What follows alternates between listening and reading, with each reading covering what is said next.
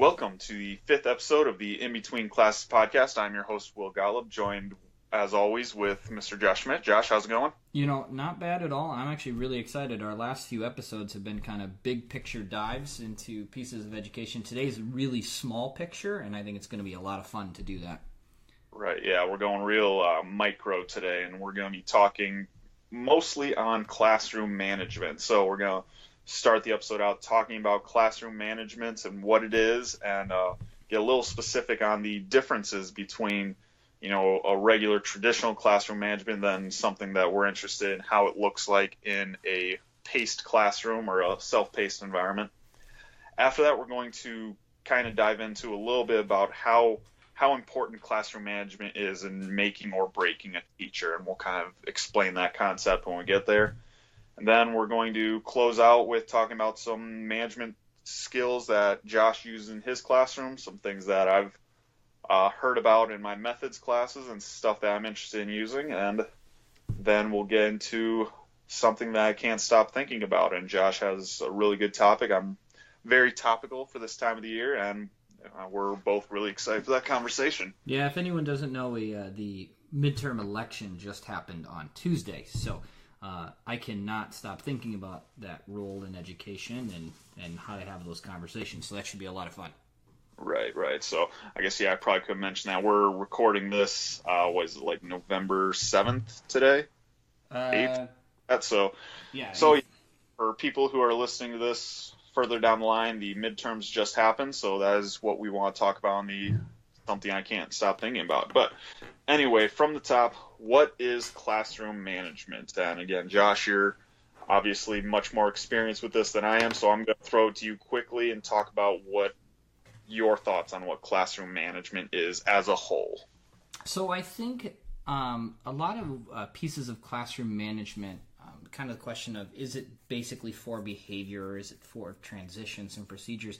My wife actually has a philosophy that I've been stealing this year and has actually been really healthy for my classroom. It's the idea that all good classroom rules are based upon one of two things. It's either the safety of a student, teacher, or classroom as a whole, or it's for respect.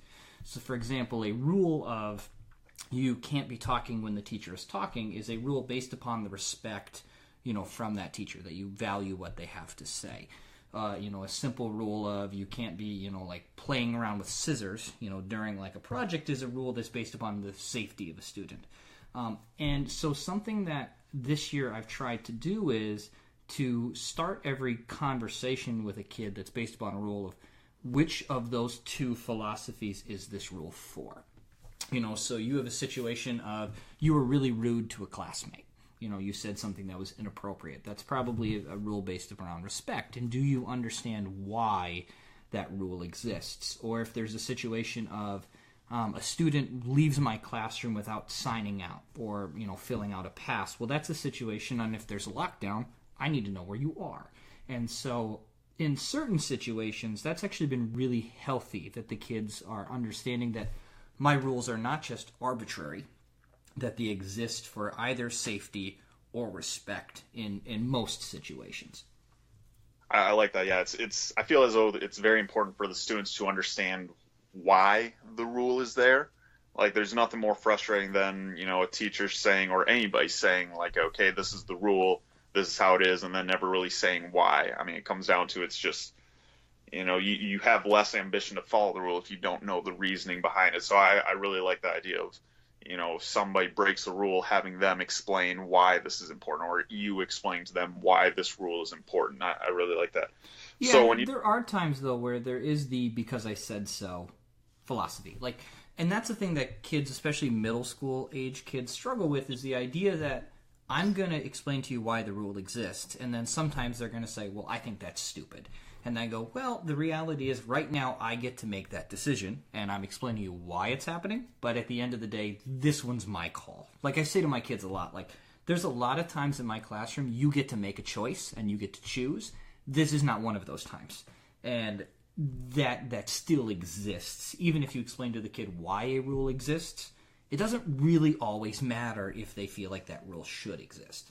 Okay, so you're saying the because I said so more comes about because students might be like, oh, that's a stupid rule. Even though you've explained why it's a rule, they might not understand it. And then at that situation, if they aren't accepting why it's a rule, it just comes down to, well, it's because I said so. It would be great, yeah, if you never had to say that. But, like, that's not the reality of working with, students, especially who are middle-aged or high school level, is the reality is they don't get to be in full control of everything in the classroom. And you want a situation where they understand, what's going on and they value your opinion. But at the end of the day, you cannot give them free reign of all situations. Like, you can be flexible. I tell them that I ask for feedback when I value feedback, but there are times when I say, like, this is just the way that it is. And I'm sorry you disagree with that, but tough. Like, sometimes, the buck stops with me. Right, that makes sense. So then how do you go about setting up your classroom rules? I think we kind of mentioned this on earlier podcasts. Is it a matter of, first day of class, you just set out your rules? Or if I remember right, you said it's one of those things, as they naturally come up, you explain them? Or how do you go about how do kids know when a rule is set? Yeah, I tried something new this year that worked pretty well, and I'm definitely going to give it another try. Is I started day one just kind of in the middle of an activity. We were just doing an experiment on day one, and then when a rule came up, I would stop the classroom and we'd have a conversation about what the procedure is in that situation. Now, there is a difference, though, with like procedural rules versus like classroom rules. So, like, I only have one classroom rule, and it's like on the top middle of my wall, and it just says, in this classroom, you must treat everyone with respect, your classmates with respect, the classroom with respect, the teacher with respect. And it basically says you must treat with respect, and then it makes a list of those 4 things. But basically, everything in my classroom comes down to the word respect. When a student is not treating me with respect, frequently I explain to them, I said, how am I treating you right now? Like, are you giving me the same level of respect in return? It means that, like, I'm trying to model that behavior to the kids. So if I am treating a kid disrespectfully, like, I am undercutting my entire argument. Right. But everything is about respect. The respect of the learning of the classroom, respect of the teacher in the classroom, respect of the materials in the classroom. So that's what I do. And so anytime that a kid is not treating something with respect, there's like a set consequence. And I try to keep those consequences the same in all situations. Right. And then so those are the ones that have to do, like you said, with respect. And that's just, one of those things you almost wish would be common knowledge, things that, ideally you want everybody to do. But then what about the, I guess, procedural rules, or what I call like transitional procedures, things that, okay, you get done with this assignment, the procedure says you move on to this one. So that way there's a smooth transition. There's no wasted time. How do you deal with those kind of rules? Well, and I think it's actually a really good conversation between us, too, is because we teach in a pacing environment, those procedural rules are even more important than I think they might be in an environment where you have everyone doing the same procedure at the same time. What I do in my room is I try to have all of those things listed somewhere.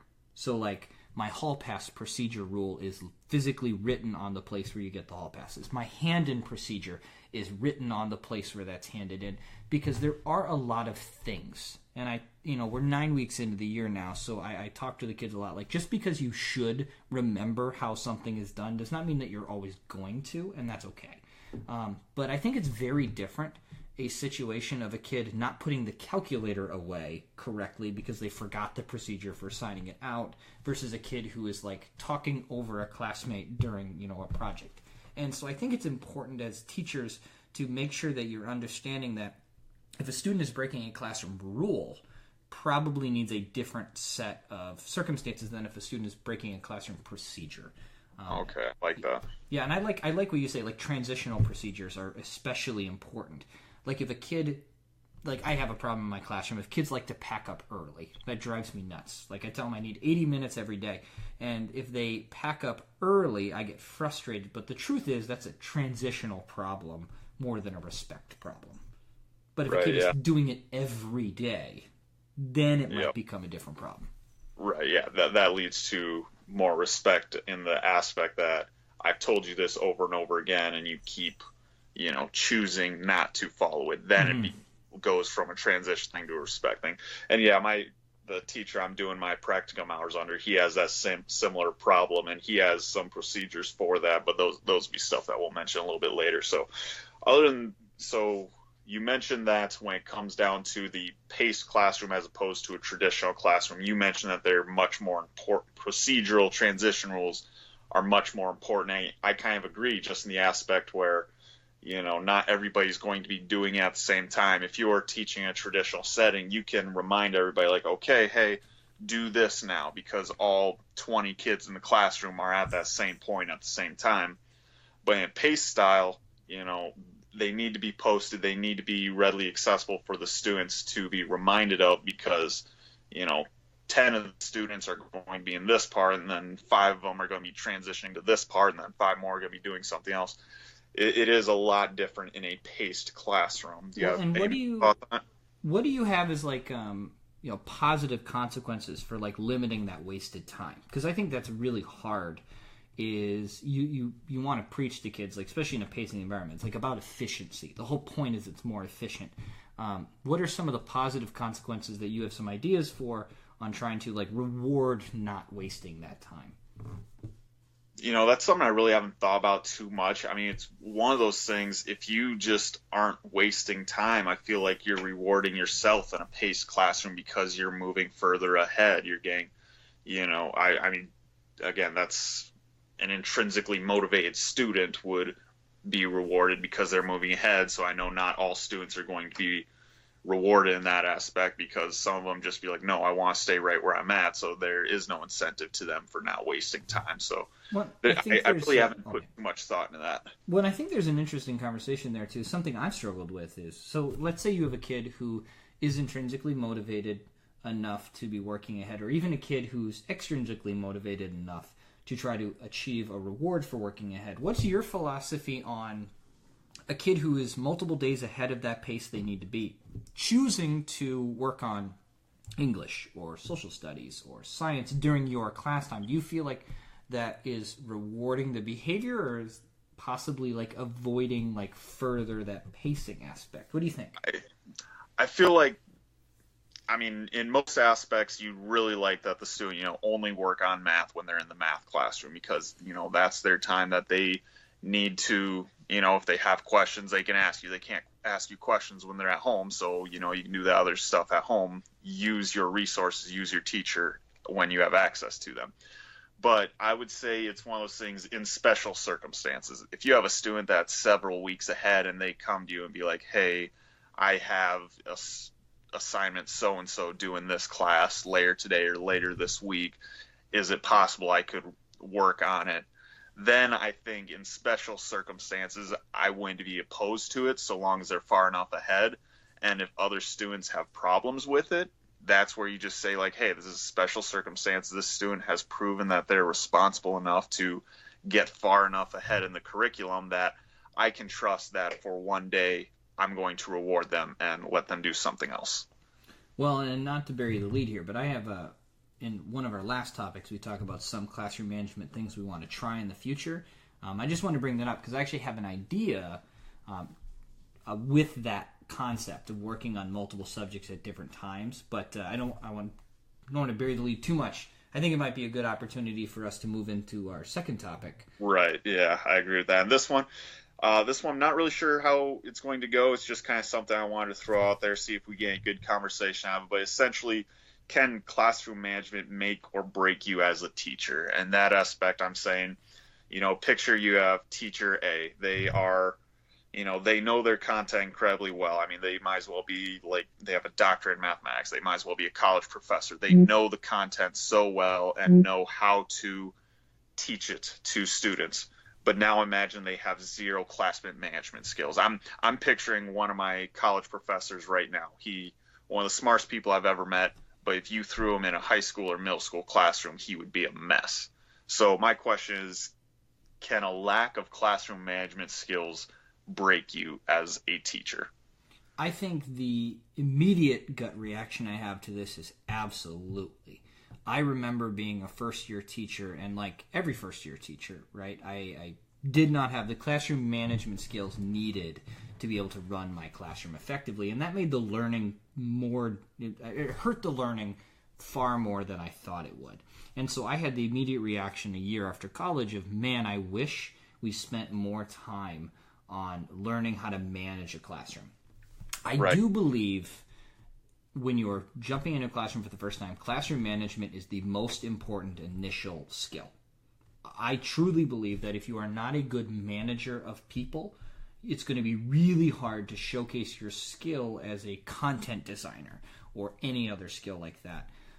But I do think classroom management is different in all situations. I have teachers that I work with that are amazing classroom managers, but their classroom environment looks very different than mine. So this is something I wanted to push to you.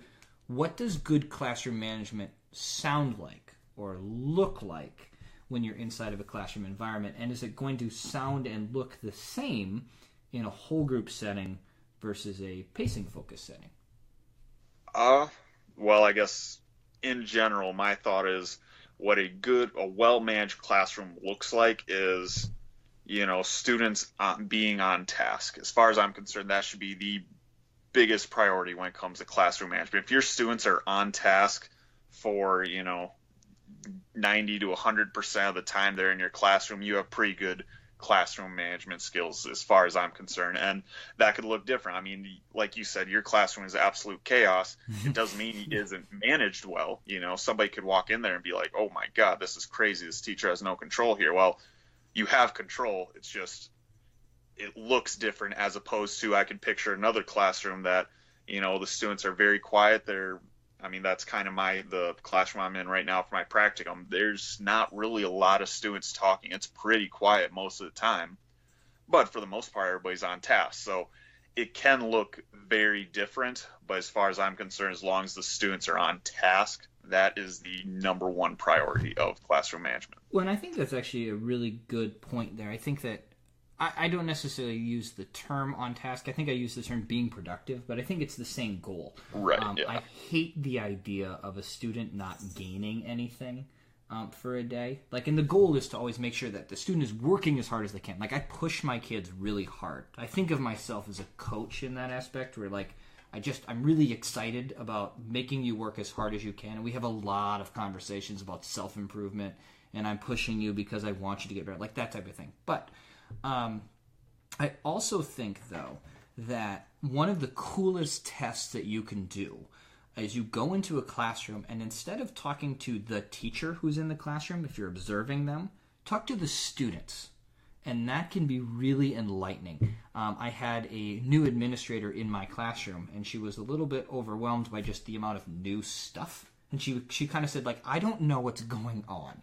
And I said, all right, here's what I'm going to do. And I grabbed one of my kids, someone who had been in my room for about a year, and I said, can you show, your grade sheet and your calendar and the choice board and the standards? Can you just, talk her through those things? What are you doing today?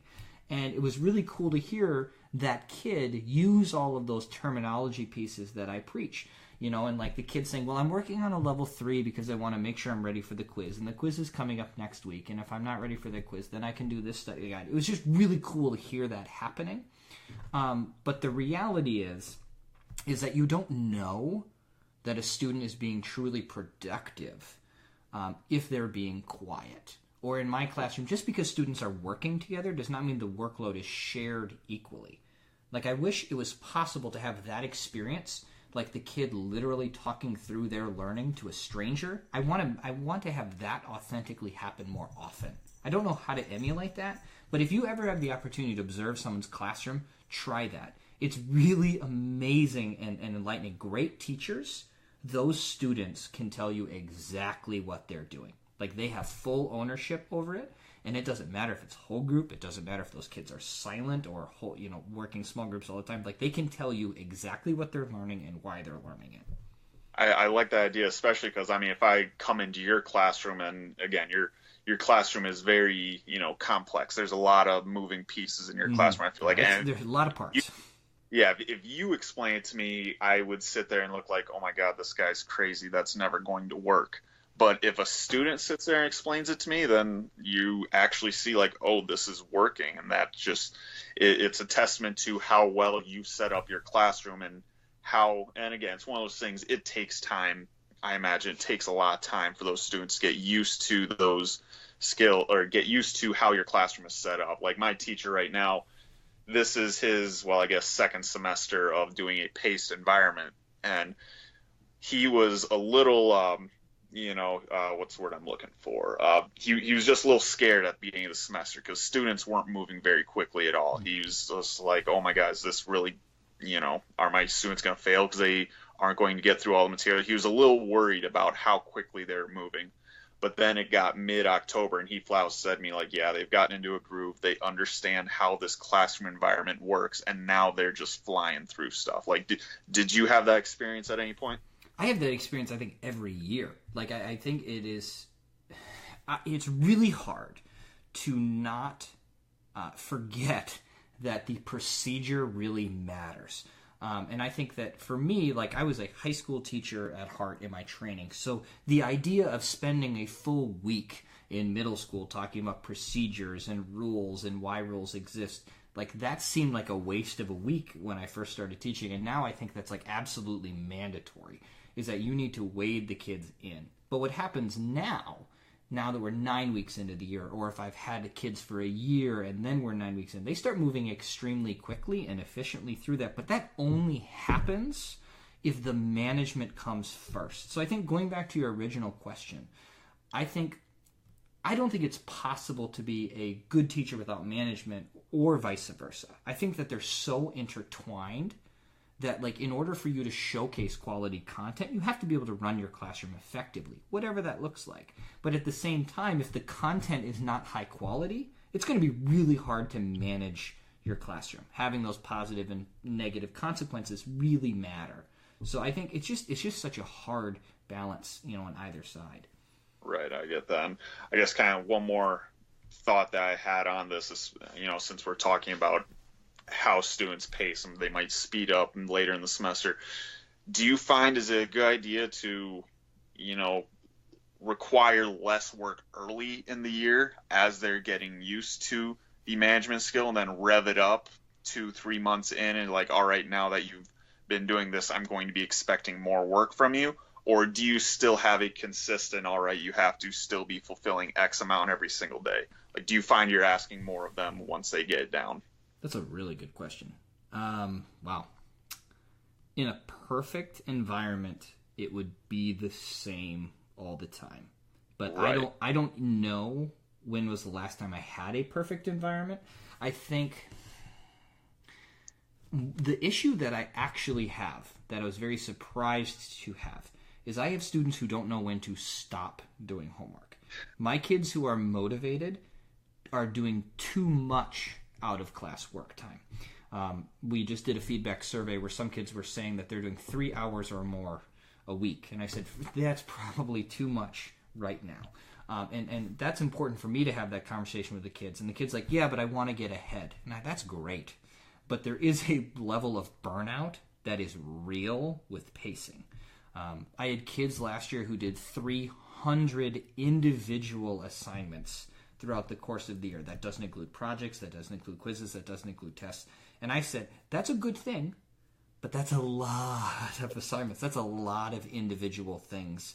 And you are going to burn yourself out if you're not careful with balancing that. So I think to answer your question, almost always, you have to be very careful with how you label the work. But I don't think it's necessarily about more or less. I think it's just making sure the kids understand the expectation as early as possible, which usually manifests by being more careful with the amount of homework specifically recommended. But some kids are going to be comfortable. It just depends. It also depends where your kids came from. Are they coming from a pacing environment, or are they coming from an environment where they had no pacing and no choice? So that's a really good question. And it's probably something we can go into a lot more detail on another podcast too. Right, I like that. Yeah. So I guess one last topic here. Just talk about some major classroom management things that you have in your things that you feel like you couldn't teach without. What were your thoughts? Well, and I think we can go pretty quick on this because I think we've covered quite a bit of these in small details. I talked a lot about modeling. For me, modeling is a really big piece. It's a lot of how am I treating you right now? Am I treating you with respect? Saying things like, you are doing behavior that is really frustrating to me right now, but I'm still talking to you in the same way. I'm still explaining. So that's important. Along with that modeling is I have to model a fresh start every day. Like, I push my kids hard, so there are going to be bad days. And making sure that they walk in the door and I greet them at the door the exact same way every day is important. And then I also just try to have every consequence being on the same level. So if you do something that is really egregious, you still get the same consequences if you do something that is pretty accidental but still inappropriate. And I do that because I used to have to think on the fly, like what is the behavior that the kid just did? How much proof do I have of that behavior? And then what consequence is appropriate for that behavior? And trying to do that all instantaneously was so hard. So now I just have set consequences. Consequence 1 is always a behavioral reminder. Consequence 2 is always changing your seat. Consequence 3 is always an email home. And just making sure they're always the same has helped me a lot. Is there ever situations where certain behavior will skip down? Yes. Skip steps, and is that like laid out in rules like, hey, if you do this, we are automatically skipping 1, 2, and 3 and going 4? Or well, I don't think I don't think it's laid out, but it's definitely explained. And it happens, I would say, once or twice a year. It's very, very rare, but it absolutely happens. It's just nice to not have to think about that on the fly. And that's what was really hard for me. Some teachers are great at that. But I also think, like, I don't come from the perspective of a student owes me their obedience. I think that, and a lot of that's coming from a middle school teacher, like, I really genuinely believe kids don't learn behavior unless they're taught behavior. So, like, while I'd love for every kid to come in my classroom and be respectful on day one, that's not the world that I live in. And making sure that I'm modeling appropriate conversations and respect structure, I think is really, really important. So I want to make sure I have a system that it at least is something where if the kids treated me the same way in return, it would be acceptable. So, right. And that's a hard balance to hit. It is, and especially I'm just thinking to myself, like, obviously, again, we come from very strong family backgrounds, you know, good parents in that aspect. So for us, doing certain things, you know, having respect is just so common sense. But for some students, their family background, it might not be common sense. They might not be being taught at home what is the right way to act. And I'm wondering how, I guess, you treat those students where you know at home it's an issue and they're bringing that baggage into the classroom. You know, you hate to just hound on them and just punish them left and right when you know at a core level it's not their fault. But you still have to keep the classroom under control as well. Well, and I'm really glad you brought that up because something that it's been my pet peeve for a long time in education. If you ask a room of teachers, what was your middle school or high school experience like, the vast majority of them will say, like, I loved middle school. Like, I loved coming to school every day. Like, you and I both have parents who are teachers. We spent a lot of time in school, and most of my memories from that are really good. And that's great. But the students that need the behavioral help are not in that situation. So a lot of times teachers will say things, well, when I was a kid or when I was in school. Like, that's not helpful if you have a student who is genuinely afraid of coming to school every day. And I think that we as teachers fall into that trap of, because school was really good for us in a lot of situations, not every situation, I think we assume our students are coming into that same situation, and that's not always realistic. Right, I get that. So yeah, is a tough line to follow. But I don't even know if that made sense. Oh well. So anyway, keep that in mind. I think we've exhausted this fairly well. It's one of those things I want to stay on track because I'm really interested in this, what I can't stop thinking about. So keeping that in mind, I think we're going to end it right there and move on. So Josh, the floor is yours. What is something you can't stop thinking about? Okay, so I am super into politics outside of school. It's one of my absolute passions. I love following politics. There was a big election on Tuesday, and I obviously stayed up as late as I could. I'm an old man, so I fell asleep pretty early. But I absolutely wanted to just follow it. I think it's super interesting. And my kids know that I'm very interested in politics, but I'm very careful to make sure they never know how I feel about hot button topics. So my question, and I can't stop thinking about this, is if we as teachers are supposed to involve the things that the students care about, but we are also needing to be very, very careful with appearing politically biased, how do we bring up politics when the kids are interested in politics without then hitting that political bias? For example, I have 2 students right now who are very liberal and love being interested in liberal politics. And I think their passion is absolutely exciting on every level. And they want to know so badly how I vote on topics. My students will frequently say things to me like, "You look like a liberal." And I'm like, I don't know what that means. Like, is that good? Is that bad? And another kid's like, "I bet you voted for Trump." And I'm like, I don't know if that's a compliment or not. Like, I have no idea.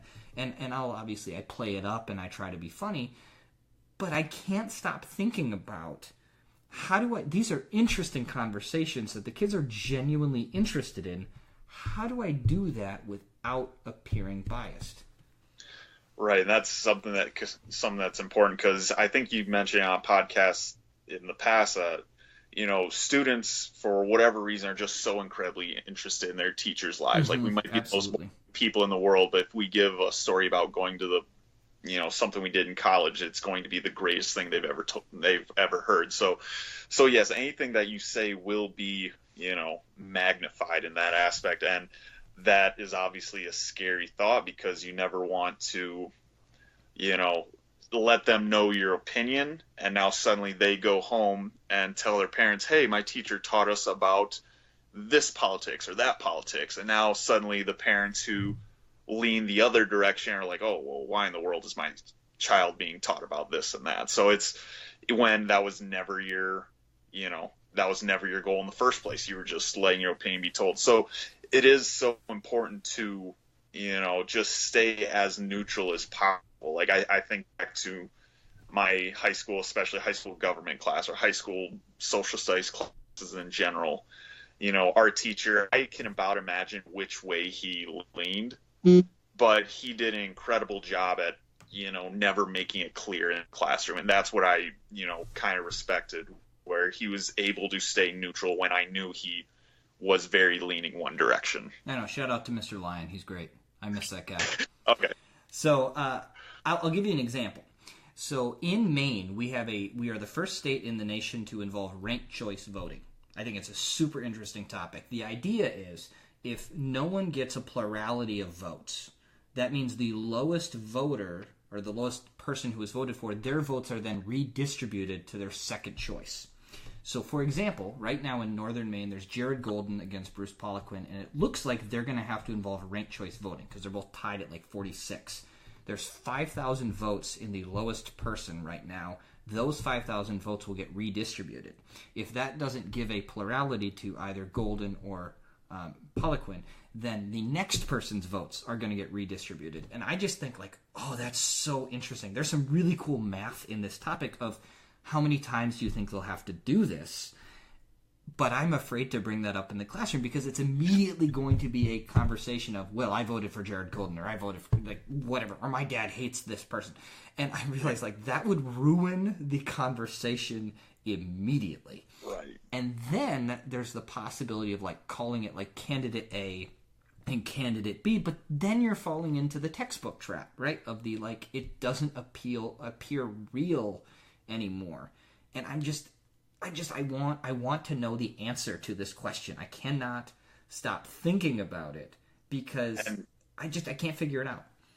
Is that something where if you did want to implement that, because that is an incredibly like interesting math problem. Like I feel like kids would be so engaged so long as they're not just sitting there talking about the politics of it. Mm-hmm. Is that something you think you would have to run by your administration before you want to do? Like, hey, I have this great idea. I think it'd be a fun thing, but I want to get your guys' okay before I do it. Do you think that's something you would do? I actually don't think so, unless... So, like, I would say that the candidate example that I just said, I don't think I would run that by administration first, because I think the running it by administration is basically saying, I'm doing this thing that's morally ambiguous. Can you make sure that it's on the up and up? Whereas, like, actually talking about ranked choice voting through the candidates itself is not morally ambiguous. You could get in trouble if a student misinterprets what you're saying, but the actual core message is not wrong. But if you were doing, like, in a science classroom, like they were doing debates on climate change, like they had to argue both sides of the argument, which I think is super interesting. Making kids debate something they disagree with is really hard and super valuable. And then in that case, the science teacher went to the administration and said, okay, this is what we're doing. We're not actually trying to like deny climate science, but what we're doing is we're practicing the process of understanding how somebody disagrees with you.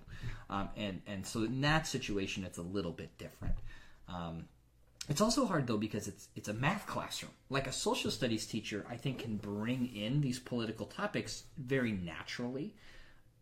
It is hard for a math teacher to do that without it having, like, it seeming like it has a political slant. Right, yeah, it's not like you're just going to randomly be like, hey, today's topic's going to be about politics. Then today we're going to talk about, how the Democrats won the House. That's it. Yeah, you'll never guess what I learned in math class today. No, yeah, you're right. That is incredibly difficult. And that's almost the worst part about math itself is you can't bring in current events very naturally. Like, unless it is something like this where, maybe I think there's the sinkhole problem that happened in, I think, like Chile or something, where there's just a massive sinkhole. Like, that's something, it's a current event, and unless it's happening at that time, you can't really bring that in naturally unless, you're just like, oh, hey, we're going to do a story problem today. So it is an interesting conversation. That's tough to, it's just tough to figure out the right way of doing it. Yeah, and I think like there's also, I think, a topic we can talk about later. Like when you bring in the real world into math class, frequently the content level is lower than the standard you're normally teaching. Like, and that makes it hard because the kids start to understand that the real world context usually makes the math itself a little bit easier, which is sometimes good and sometimes bad.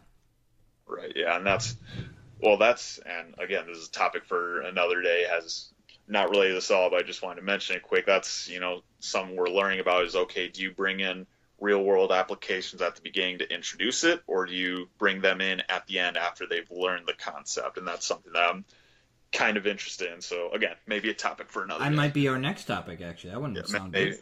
Yeah, it might be a good one. But anyway, I think we've covered pretty much everything we wanted to talk about. Again, that was a very interesting and timely something I can't stop thinking about. So I'm glad we covered that one. So Josh, unless you have any other thoughts, I think we might call that an episode. So this was fun. This was fun. 4-day weekend. Yes. Well, we'll talk to you later, Will. Yeah, sounds good. See you later.